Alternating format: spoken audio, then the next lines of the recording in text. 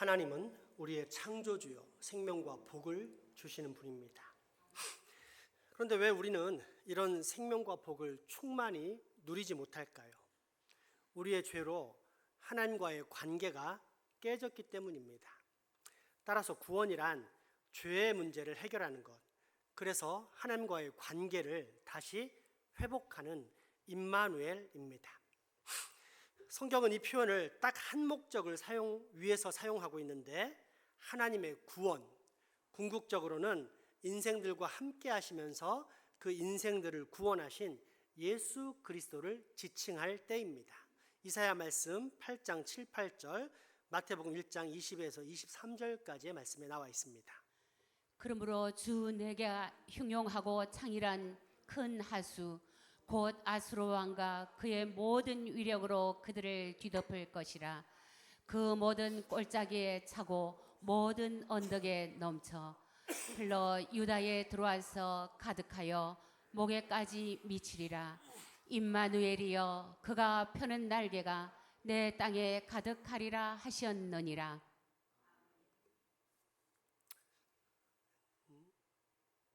마태복음 말씀이요. 이 일을 생각할 때에 주의 사자가 현몽하여 이르되, 다윗의 자손 요셉아, 내 아내 마리아 데려오기를 무서워하지 말라. 그에게 잉태된 자는 성령으로 잉태된 것이라. 아들을 낳으리니 이름을 예수라 하라.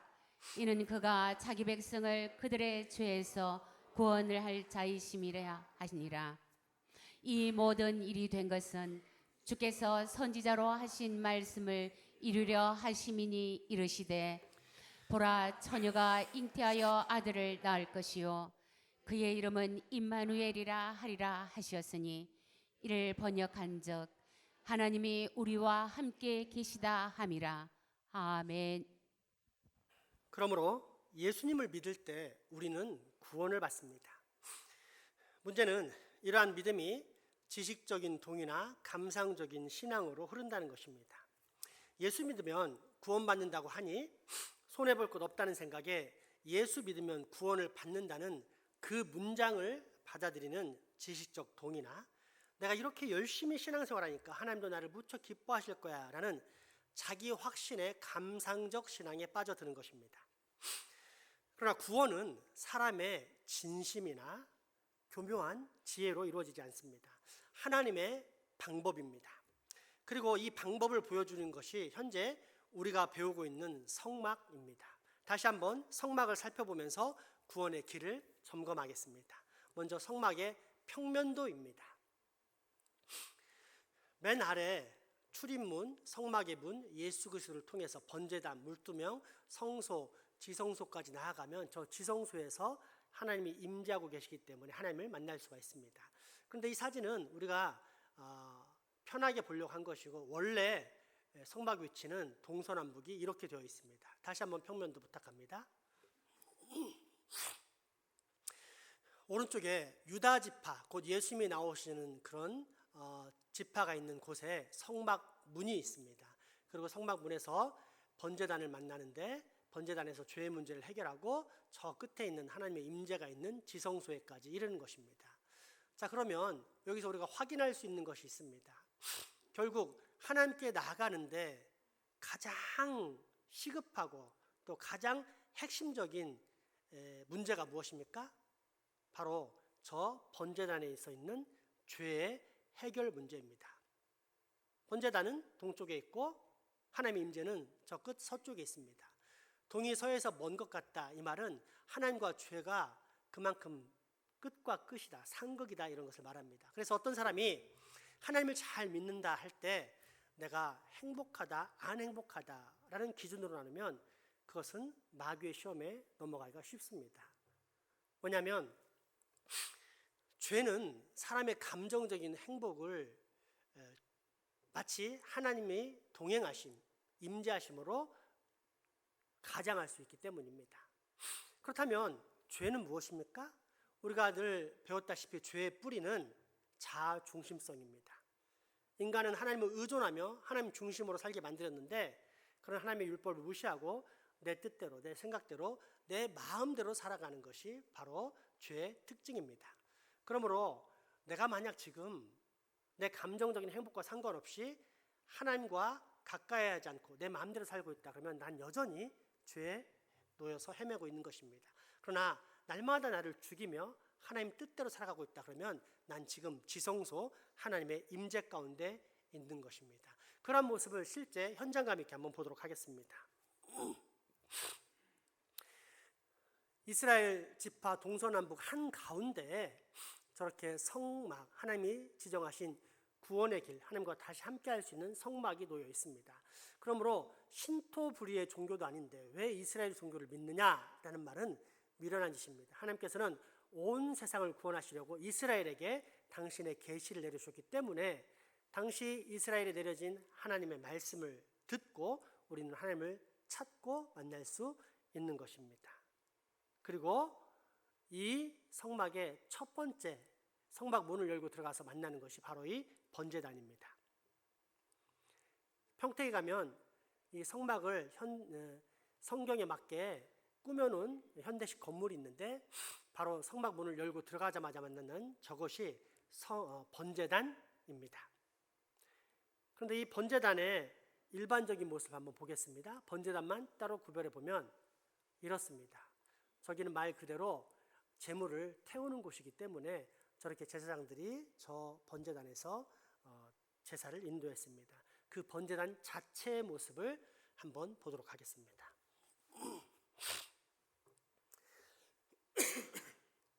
이 번제단의 높이는 1.5m로 사람의 가슴까지 올라올 정도로 높습니다. 땅에 맞닿은 길이인 가로와 세로는 2.5m로 매우 길고 각 모서리마다 뿔이 있습니다. 성경은 번제단의 크기를 당시의 도량형에 따라 규빗으로 표기했는데 가로와 세로가 5규빗 그리고 높이는 3규빗입니다. 이때 5라는 숫자는 인간의 죄와 고통을 나타냅니다. 5 손가락으로 죄를 짓습니다. 5개의 감각기관, 눈, 코, 입, 귀, 피부를 통하여 유혹을 받고 죄를 짓습니다. 온갖 질병으로 고통받는 병자들이 모이는 솔로몬 행각은 5개의 기둥으로 이루어져 있습니다. 수가성 여인은 남편이 5명이었습니다. 죄로 물든 사람의 인생이 저주와 고통이라는 뜻입니다. 때문에 번제단은 고통을 말합니다. 내가 그토록 즐거워했으며 지금도 즐기고 있는 죄와 이혼식을 한다는 것은 고통의 경험입니다. 짐승이 학살되어 불타오른다는 것, 그게 바로 내 모습이었다는 사실을 보는 것 역시 고통입니다. 무엇보다 십자가에서 흘리신 예수님의 피는 고통의 절정입니다. 이에 반해 하늘로 향하는 번제단의 높이는 3규빗인데 3이라는 숫자는 하나님의 숫자입니다. 삼위일체 되시는 성부, 성자, 성령 하나님을 의미합니다. 그러므로 번제단이란 인간과 하나님이 함께 고통을 당하는 자리를 말합니다. 인간은 자기 죄 때문에, 하나님은 당신께서 사랑하시기로 작정한 인간 때문에 고통을 당하는 자리, 5와 3이 만나는 곳, 그 자리가 바로 십자가입니다. 그리고 이렇게 세워진 십자가 제단 위에서만 비로소 인간의 모든 죄가 용서받을 수 있습니다. 이때 하나님께로부터 한 불이 나오는데 그날부터 제단에 사용하는 불은 반드시 이 불이어야만 했습니다. 레위기에서 대제사장 아론이 하나님께로부터 모든 제사법을 받은 후에 첫 제사를 드렸을 때의 모습인데 레위기서 9장 23절에서 27절까지의 말씀입니다. 모세와 아론이 회막에 들어갔다가 나와서 백성에게 축복하며 호화의 영광이 온 백성에게 나타나며 불이 여호와 앞에서 나와 제단 위의 번제물과 기름을 사른지라 온 백성이 이를 보고 소리 지르며 엎드렸더라. 아멘. 성냥 뿌리면 어떻고 숯 뿌리면 어떻고 라이터 불이나 가스레인지 불이면 어떻습니까? 제사 때 불을 사용하는 이유는 제물을 태우는 것이니 그냥 아무 불이나 사용하면 되지 않겠습니까? 그런데 하나님은 그런 사람의 불을 용납하지 않으십니다. 오직 거룩한 불, 하나님의 불만을 허용하십니다. 실제로 대제사장 아론의 두 아들 나답과 아비후가 어느 날 다른 불을 가져다가 분향을 했는데 그 자리에서 즉사하게 됩니다. 하나님이 정하신 법을 무시하는 것은 단순한 불순종이 아닌 하나님에 대한 반역이기 때문입니다. 레위기서 9장의 첫 제사 직후에 이어지는 바로 직후에 레위기서 10장 1절 이하는 다음과 같이 기록되어 있습니다. 10장 1, 2절 말씀입니다. 아론의 아들 나답과 아비후가 각기 향로를 가져다가 여호와께서 명령하시지 아니하신 다른 불을 담아 여호와 앞에 분향하였더니 불이 여호와 앞에서 나와 그들을 삼키매 그들이 여호와 앞에서 죽은지라. 아멘. 정확한 이유를 알 수는 없지만 술 때문이었을 것이라 여겨집니다. 이 사건 직후 하나님께서는 제사장들이 성막에 들어갈 때 자세를 첨부하시는데 그 내용이 술 취하지 말라라는 말씀이었기 때문입니다. 짐작컨대 나답과 아비후는 포도주와 독주를 마시고 취해 있다가 제사하러 갈 때 대충 아무 불이나 가져감으로써 거룩하신 하나님의 영광을 훼손했던 것입니다. 레위기 10장 8절에서 11절까지의 말씀입니다. 여호와께서 아론에게 말씀하여 이르시되 너와 내 자손들이 회막에 들어갈 때에는 포도주나 독주를 마시지 말라. 그리하여 너희 죽음을 면하라. 이는 너희 대대로 지킬 영원한 규례라. 그리하여야 너희가 거룩하고 속된 것을 분별하며 부정하고 정한 것을 분별하고 또 나 여호와가 모세를 통하여 모든 규례를 이스라엘 자손에게 가르치리라. 아멘. 이 사건이 의미하는 바는 간단합니다. 내가 원하는 방식, 내 마음이 내키는 대로의 신앙생활은 안 된다는 것입니다. 그러면 구원 대신 사망입니다. 오직 하나님의 불을 사용해야 합니다. 하늘의 불은 단순한 기적의 불이 아닌 사람의 죄를 사할 수 있는 능력의 불이기 때문입니다. 이를 상식적인 면으로 접근해 봅시다. 하나님께서 인간의 죄가 용서받을 수 있는 제사법을 주셨습니다. 아무런 죄가 없는 짐승에게 손을 얹어 죄를 전가하고 이후 그 짐승의 가죽을 벗기고 토막을 내서 불에 태우는 방식입니다. 그렇게 제사를 드리면서 제물을 올려놓고서는 마지막에는 사람들이 불을 붙입니다. 그러면 이게 진짜 하나님께로부터 온 제사법인지 아니면 자기들끼리 또는 모세가 그럴듯하게 만들어 놓고 진행하는 종교 예식 쇼인지 구분이 가능하겠습니까? 그런데 하나님께로부터 나와서 불이 제물을 태웁니다. 그러면 이 제사가 단순한 종교 행사라는 뜻입니까? 아니면 분명한 죄 용서의 효력이 있는 하나님의 제사라는 뜻입니까? 따라서 제단에 사용된 불은 하나님의 응답입니다. 구원의 길을 내신 하나님께서 구원의 확신까지 가질 수 있도록 우리에게 응답하신 것입니다. 그렇습니다. 우리가 구원을 얻게 된 것은 전적인 하나님의 은혜입니다. 사람의 방식, 사람의 도덕이나 노력, 선행이나 구제, 사람의 수양은 구원을 줄 수 없습니다. 오직 하나님만이 우리의 죄를 용서하시고 우리를 구원하십니다. 그것이 하나님의 불입니다. 그리고 이 불이 타고 있는 곳이 바로 이 예배의 장소입니다. 지금 하나님의 불은 우리의 죄를 태우고 우리를 거룩한 의인으로 만들기 위해서 그 영광의 불이 움직이고 있습니다. 그 불을 받아야 우리는 온전한 예배자가 되는 것입니다. 또한 이 불은 항상 피워서 꺼지지가 않는 불이었습니다. 레위기서 6장 12절에서 13절 말씀입니다. 제단 위의 불은 항상 피어 꺼지지 않게 할지니 제사장은 아침마다 나무를 그 위에서 태우고 번제물을 그 위에 버려놓고 화목제의 기름을 그 위에서 불사를 찌며 불은 끊임이 없이 제단 위에 피워 꺼지지 않게 할지니라. 아멘.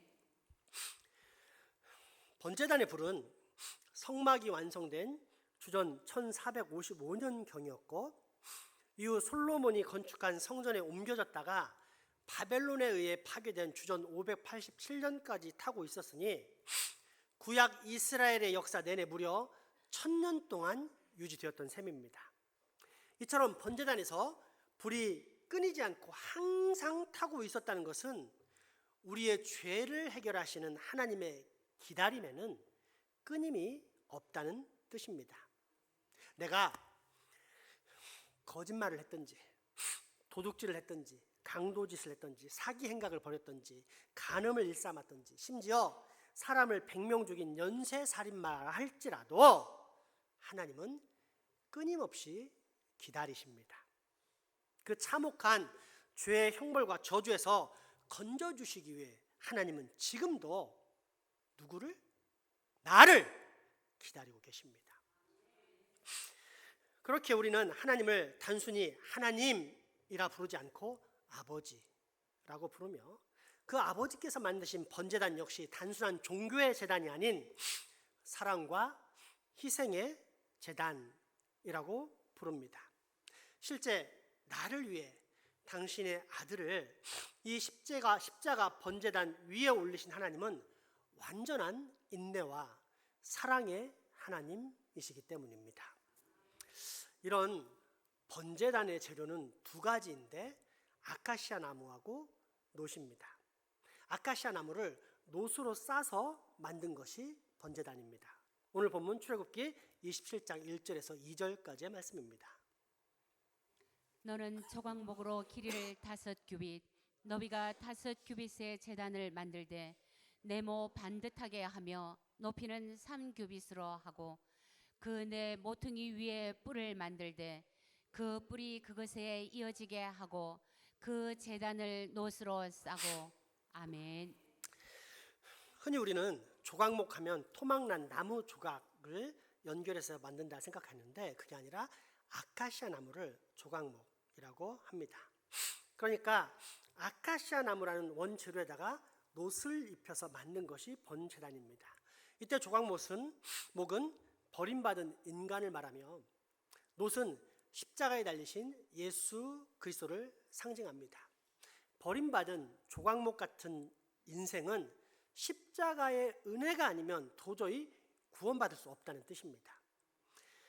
조각목을 노수로 싸도 불을 떼면 탈 것 같다고 생각하는 사람이 많습니다. 그래서 영국 소방서에서 직접 실험을 했는데 아카시아 나무를 가져다가 노수로 뒤집어 싼 다음에 불에 태운 것입니다. 그런데 놋도 나무도 하나도 안 탔다고 합니다. 놋이라는 물질은 쇠붙이 중에서 가장 늦게 녹는 물질 중에 하나입니다. 특별히 금보다 더 나중에 녹는 것이 놋으로서 열에 매우 강합니다. 그 안에 아카시아 나무를 밀폐시켜서 놋으로 뒤집어 싸면 나무는 절대 불에 타지 않습니다. 무슨 뜻입니까? 십자가에 쌓여있는 영혼, 예수 그리스도의 대속과 생명의 십자가를 믿는 인생은 절대로 멸망당하지 않는다는 뜻입니다. 그런데 성경에서는 이처럼 보호를 상징하는 놋이 두 가지 의미를 가지고 있다고 말합니다. 첫째는 심판입니다. 신명기 28장 22절에서 24절까지의 말씀입니다. 여호와께서 폐병과 열병과 염증과 학질과 한재와 풍재와 섞는 재앙으로 너를 치시리니 이 재앙들이 너를 따라서 너를 진멸하게 할 것이라. 내 머리 위의 하늘은 놋이 되고 내 아래의 땅은 철이 될 것이며 여호와께서 비 대신에 티끌과 모래를 내 땅에 내리시리니 그것들이 하늘에서 내 위에 내려 마침내 너를 멸하리라. 아멘. 하나님의 말씀에 불순종하여 저주를 받는 인생들에 대한 재앙을 말할 때 그들의 하늘은 노시라고 했습니다. 비도 안 오고 바람도 안 불고 햇빛도 들어오지 못하게 함으로 온 세상을 음산한 회색빛으로 만드는 놋하늘. 그래서 폐병, 열병, 상한과 학질, 한재, 풍재, 썩은 재앙을 일으키는 저주의 심판을 받게 됩니다.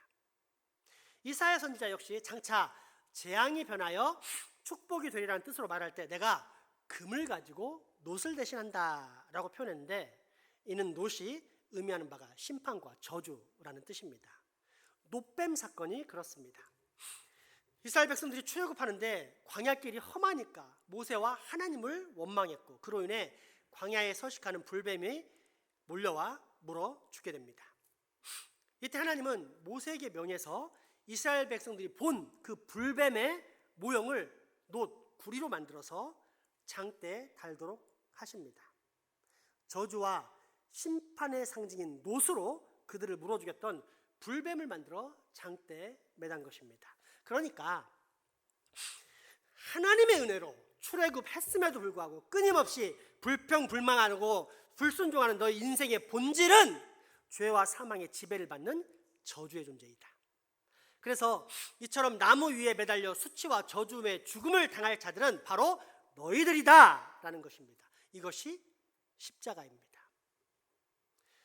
그런데 그 십자가에 매달려 마땅한 우리를 내려주시고 나 대신 그 모든 저주를 담당하신 분이 있습니다. 예수 그리스도입니다. 그래서 누구든지 이 예수 그리스도를 바라보기만 하면 살려주시겠다라고 약속하십니다. 이것이 대속의 십자가입니다. 때문에 둘째, 놋은 저주와는 정반대인 능력과 승리를 상징하기도 합니다.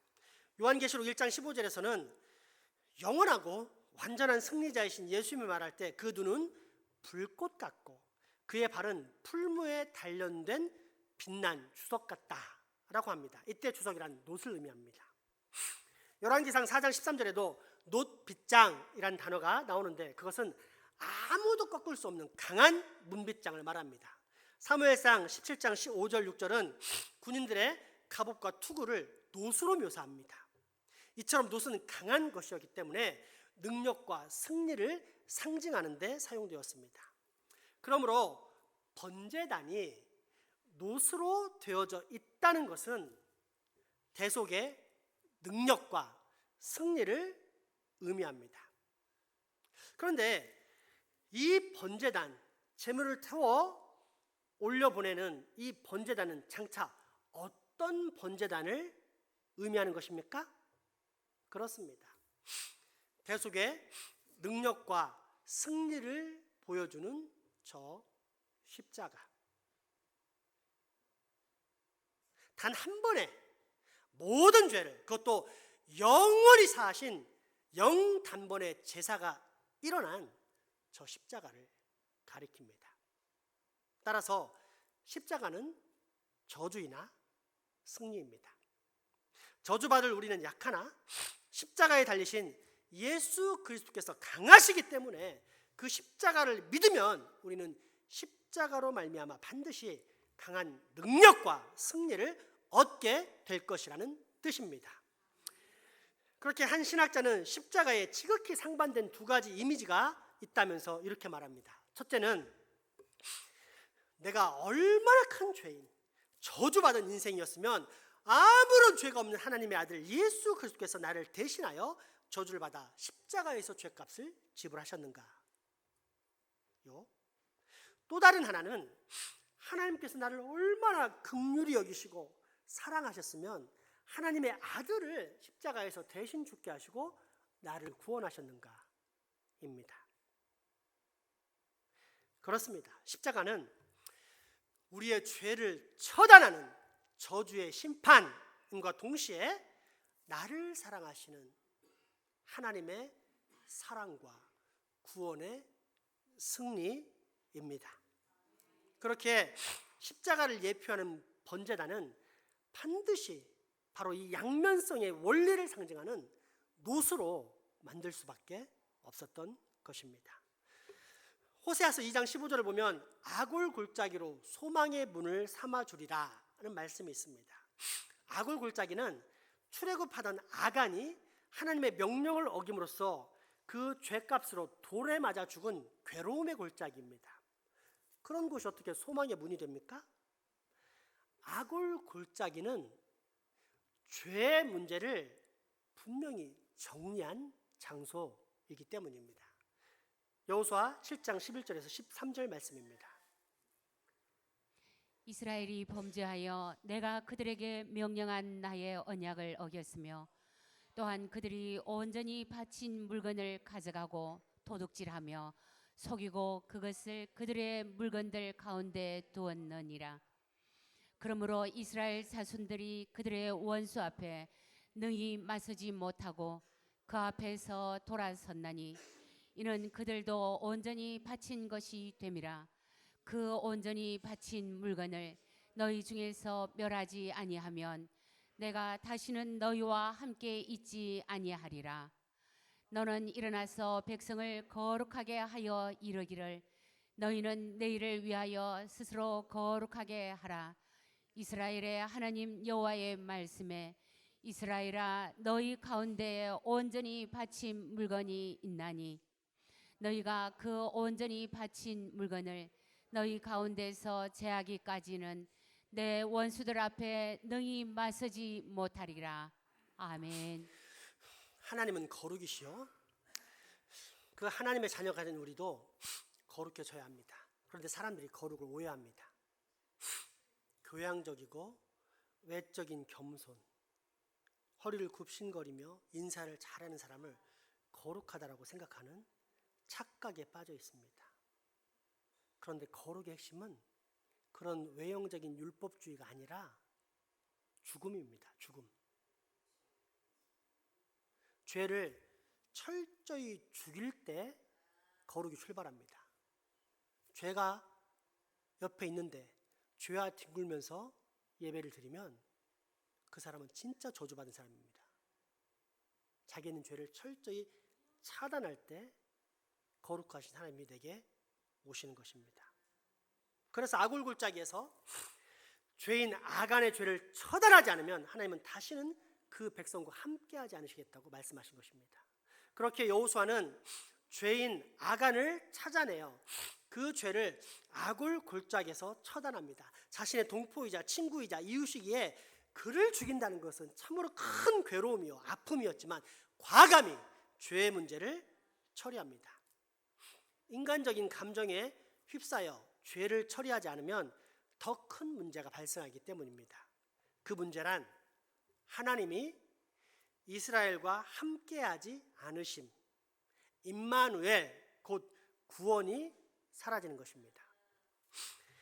그렇게 괴로움에도 불구하고 죽음으로써 죄의 문제를 해결했고, 그러자 하나님은 다시 이스라엘 백성들로 함께 하심으로 아이성 전투에서 큰 승리를 얻을 수 있게 됩니다.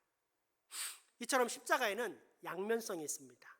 너무도 친근하다 못해 익숙한, 그래서 이제는 내 살이 되어버린 이 죄악이란 암덩어리를 떼어내는 살을 째는 수술, 죄와는 이혼이라는 큰 고통이요, 동시에 그곳에 우리 몸에는 맞지 않지만 그러나 우리를 살릴 수 있는 거룩한 영생의 살, 십자가에서 흘리신 또 찢기신 예수님의 살과 피로 채우는 의의 충만, 즉 성찬식의 역사가 우리 안에 일어나는 것입니다. 때문에 십자가를 상징하는 번제단의 재료가 노스로 둘러싸인 조각목이라는 사실은 바로 이러한 저주와 축복, 심판과 승리라는 양면성을 내포한 것입니다. 한 미국 사람이 브라질에서 사형당할 위기에 처했습니다. 미국 대사가 찾아가서 간청하지만 그럼에도 불구하고 브라질 당국은 죽이겠다라고 합니다. 그러자 미국 대사가 갑자기 자기 몸에서 미국 국기를 꺼내 그 사형수에게 씌웁니다. 그리고는 죽일 테면 죽여봐라 라고 외칩니다. 순간 사형 집행인들이 우왕좌왕합니다. 차마 미국 국기를 쏠 수는 없기 때문입니다. 그러면 국가 문제로 번질 것이 너무도 뻔했고 또 자신들은 그 뒷일을 도저히 감당할 수 없다는 사실을 알기 때문입니다. 그래서 결국 사형수는 살게 됩니다. 마찬가지입니다. 버림받은 인간, 저주의 존재인 인간도 하늘나라의 국기로 감싸야만 생명을 얻을 수 있습니다. 그 하늘나라 국기가 무엇입니까? 십자가입니다. 그리고 이 십자가라는 하늘 국기가 펼쳐진 구원의 장소가 바로 번제단입니다. 그러므로 이 소망과 구원의 장소, 곧 하나님의 약속이 분명히 담긴 이 사랑의 장소를 믿을 때 우리는 비로소 분명한 구원의 확신 가운데 들어가게 될 것입니다. 오늘 본문 출애굽기 27장 1절에서 2절 말씀, 그리고 이 말씀을 확증하는 로마서 8장 33절에서 39절의 말씀을 함께 고백하겠습니다.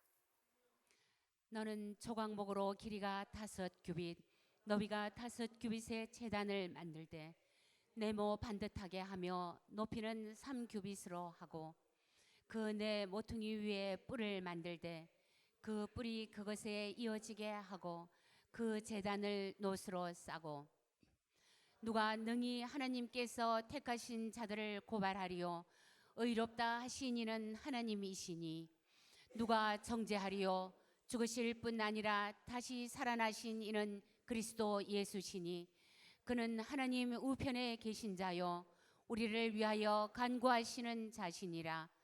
누가 우리를 그리스도의 사랑에서 끊으리요 환난이나 공고나 박해나 기근이나 적신이나 위험이나 칼이랴.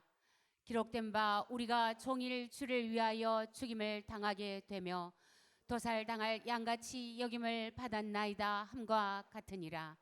그러나 이 모든 일이 우리를 사랑하시는 이로 말미암아 우리가 넉넉히 이기느니라. 내가 확신하노니 사망이나 생명이나 천사들이나 권세자들이나 현재 일이나 장래 일이나 능력이나 높음이나 깊음이나 다른 어떤 피조물이라도 우리를 우리 주 그리스도 예수 안에 있는 하나님의 사랑에서 끊을 수 없으리라. 아멘. 기도합시다. 죄의 저주로 버림받은 나를 십자가로 둘러싸서 살려주신 생명의 하나님, 그 크신 사랑과 은혜에 감사드립니다. 바라옵기는 너무도 정확무호, 단순 명쾌한 이 진리를 우리로 꼭 믿을 수 있는 은혜도 허락해 주시옵소서. 예수님의 이름으로 기도하옵나이다.